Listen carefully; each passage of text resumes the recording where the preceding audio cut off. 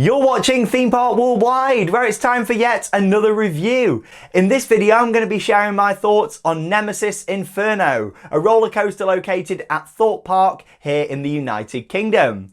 Now, Nemesis Inferno is an inverted roller coaster manufactured by Bolliger Mabillard, and it opened at Thorpe Park in 2003. Now, back then, Thorpe Park was very much trying to change their image, and in fact, they actually did a back-to-back year of roller coaster installations. The year before, in 2002, they opened Colossus, the world's first 10 looping roller coaster, and that very much put the park on the map for thrill seekers. But they didn't stop there. They thought, you know what, we're going to do a back-to-back coaster year. We had one from Intamin, and then they went in 2003 with a B&M inverted roller coaster. So fantastic that they did that back then. I don't think we'd ever see that now at any of the theme parks in this country, and even around the world. You know, back-to-back coaster years, very, very rare, and that's because really they don't have much of a payoff for the park. You know, you've got to think, when you do a back-to-back coaster year, it's not had enough time to be promoted and get people to come to the park and stuff. You know, it makes more sense investing every few years in something large than every single year. But it worked for Thorpe Park back then, and of course Colossus will be another review video coming up at some point in the future here on Theme Park Worldwide.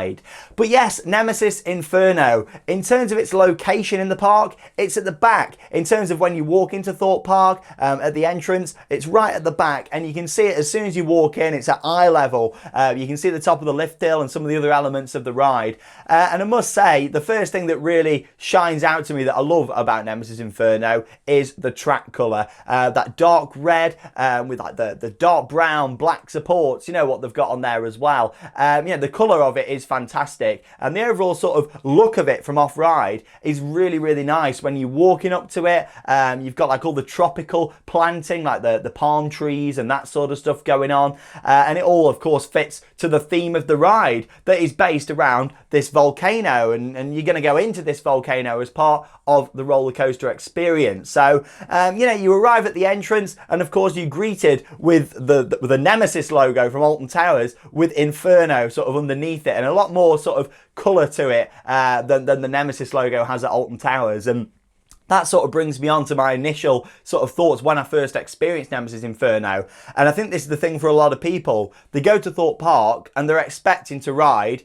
a Nemesis. Like, Nemesis has got that fantastic reputation at Alton Towers. Of course, it opened way before that in 1994, but it is a B&M inverted roller coaster. You know, and it also features 4 inversions like Nemesis Inferno. So people's expectations before they even enter the queue line for Nemesis Inferno, especially if they've been on the original Nemesis, you know, they're pretty high, and mine were when I first went on it. So, you know, you enter into this queue line, and obviously if you're in the full extensions, you meander underneath the coaster, which is quite nice, to be honest. You know, yes, you've got a bit of cattle pen queue line, a bit of up and down, zigzag, but you get some great views looking up at the coaster.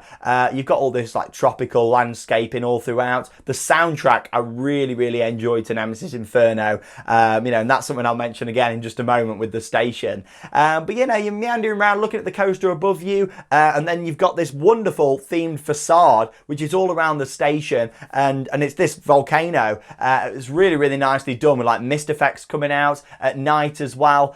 You've got some lighting sort of shining up on that. Looks really, really nice, and it's very atmospheric. Unfortunately, if you walk around to the right hand side, not when you're in the queue, but sort of just to see riders coming out of the station, that's just a bland wall that's not being themed. But from the front, it's one of my favourite exteriors to a station roller coaster in the UK.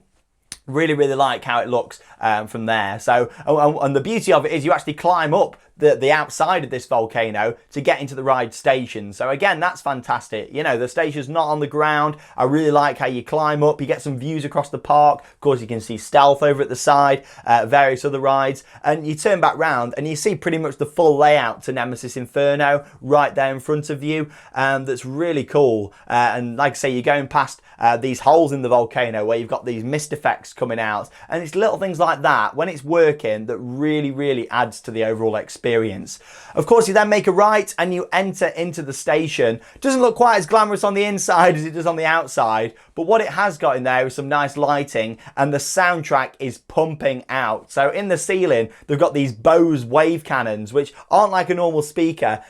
These massive cannons in the ceiling. Next time you go on, have a little look up into the roof and you'll see them. And yeah, you've got it really gets the bass going for this audio, which is fantastic. So the atmosphere in the station's actually really good, even though it's not particularly heavily themed. It's got quite a lot of camo netting and stuff in there, which, you know, the inside of a volcano, really, they should have done all the rocks and had like lava coming through the walls and LEDs and stuff. But so yeah, the station's pretty, you know, pretty standard, to be honest, but you know, it's got the audio that kind of makes up for the experience. So of course, in terms of the capacity on Nemesis Inferno, B&M inverted coaster, it's got 7 rows on that ride. Along with that, 4 people can be seated in each row, which means 28 riders per train on Nemesis Inferno. The ride has got 2 trains. It does regularly run 2 trains on there as well. In terms of the throughputs on that ride, you know, I'd say they're pretty standard for a B&M invert. You know, I think Alton Towers get the trains out probably quicker on Nemesis than they do on Nemesis Inferno. Well, that's nothing to do with the ride system. That's more to do with the teams that are working on it. But you know, with that, you know, you're raised up in this station, especially on the front row, you get quite a nice view looking out towards Rumba Rapids and all the landscaping and trees all around there, which is quite nice.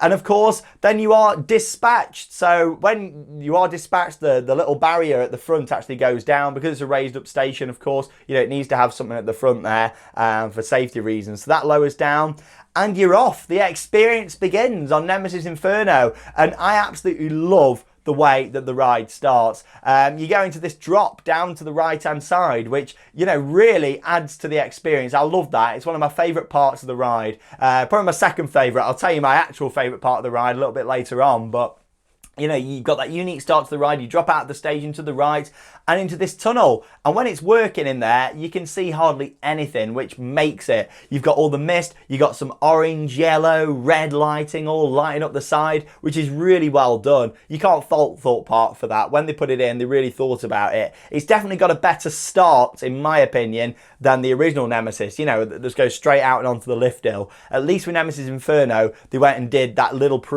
drop before you make it onto the main lift hill. You know, I really do like that part of the ride. So, you know, at this point, everything's looking really good. You know, it's got a really nice exterior, the colour scheme, some nice landscaping, and a great start to it. So, you know, it really is fantastic at that point. And then, of course, you start to make your way up the 95-foot tall lift hill to the maximum height of the ride, where you get some great views when you climb in the lift hill. Off to the right, you can look over towards Colossus. To the left, you can see Tidal Wave, the Swarm, Stealth. So yeah, some really nice views. And of course, you make it to the top. Now, I do prefer the back row on Nemesis Inferno. As much as you get some great views on the front, on the back row, I do find it a little bit more intense. And let me just sort of talk about this now. In terms of Nemesis Inferno, I actually feel like the ride has become a lot more intense over the years than when I first experienced it when it opened. So, you know, I remember thinking it was pretty forceless when it opened in 2003. However, now, I think it's got quite a bit of force to it. It's certainly a ride that's got better and better over the years. So anyway, you make your way down the drop. Once you've come off the lift hill, it banks down to the left-hand side, quite a steep drop, before it makes its way into the vertical loop. So, you know, going down that swooping drop, especially on the back row, fantastic, really nice. Into the vertical loop. Again, that's a great inversion. It's not quite as intense as the loop on Nemesis. However, you know, it's a nice experience. This is the part, though, now where you start to, or at least I do, start to compare Nemesis and Nemesis Inferno.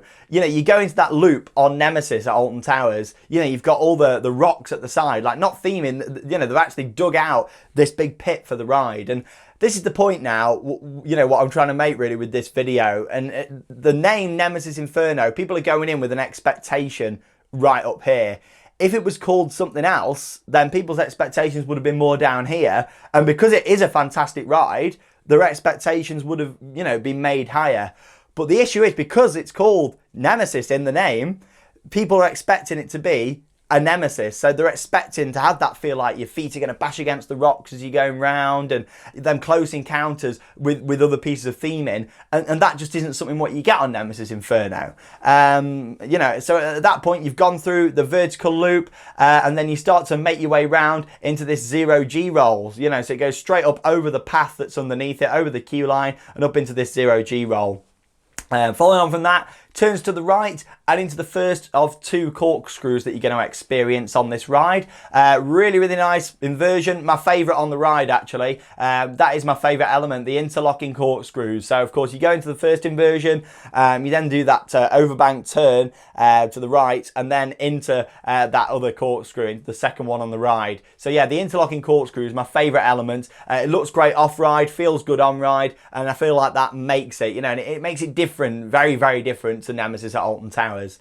Following on from that point, of course, you make your way into a large right turn, which is pretty intense, especially on the back row as you're banking round, before going to the left and then up into the brake run. So throughout the ride, you know, you do feel some really good force and intensity. Like I say, the interlocking corkscrews are good fun. I enjoy the forces that you get coming down the first drop very, very much. And especially when you come up into the brake run, you know, it's a really tight corner that you go around before going up into the brake run. And you've got to think with that, because it's going round and back up higher again, instead of most of the time, you know, generally coasters are always going lower, aren't they, throughout the layout. But with Nemesis Inferno, you know, it swoops round and up to the height of the station. You know, I really like that part of Nemesis Inferno. So overall, I think it's a really good ride. However, the fact that it's got the name Nemesis in there makes people think that it's going to be a Nemesis. So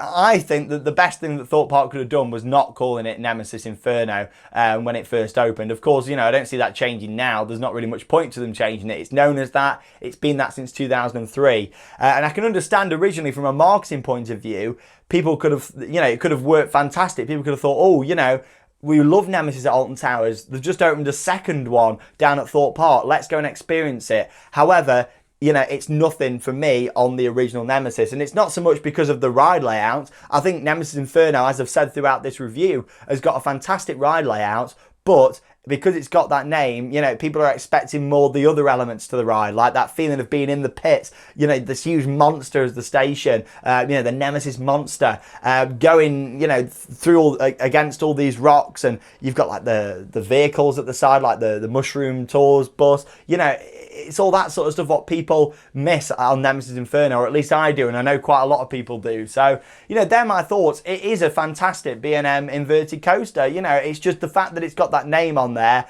in a way, I feel like it brings it down a little bit. But you know, it's one of those. There's a lot of people out there that love Nemesis Inferno and prefer it to the original. And likewise, there's a lot of people that agree with me and think, you know, that, yeah, Nemesis is far superior. However, you know, I love it, like, hearing your thoughts. I really, really do, down in the comments. On the past couple of review videos I've filmed, check them out if you've not seen them, by the way. I did Magnum XL 200 at Cedar Point in the USA. And then I did the Swarm at Thorpe Park as well. So check those out. Loads more reviews on the way. Because like I say, it's a great way of me being able to sit down and, you know, not be filming a vlog where, you know, I can't go on for 10-15 minutes talking about a roller coaster, unless it's new, I can. But you know, it's more about showcasing the whole park. So with these, it's great to sit down and go into depth about the ride. But so yeah, I think it's a really, really good inverted roller coaster, but it shouldn't have had the Nemesis branding on it, in my opinion. But you know what, in terms of the elements on the ride, it takes some good speed. It's quite intense, and it's certainly got better over the years. You know, I still think Nemesis is much more intense going through some of the elements. You can't beat, you know, that feeling of having something right next to you, especially on the end seats on Nemesis, compared to Nemesis Inferno, where it's more just some planting and stuff next to you, and it's a lot lower down. But it's a good ride. You know, it was a fantastic addition to Thorpe Park. I just think maybe, you know, it was the wrong name choice. But don't get me wrong, I love the theme. The look of it's great, and the coaster layout is good as well. And what makes me happy is that it's aged really well. It's become more intense over the years. But, you know, with Nemesis Inferno, a few more stats for you. It's got 2,460 feet of track. Of course, 4 inversions. It reached a top speed of 47 miles an hour. Feels a bit faster than that actually at some points, but no, it's just 47 miles an hour. And that is my review from Nemesis Inferno at Thorpe Park.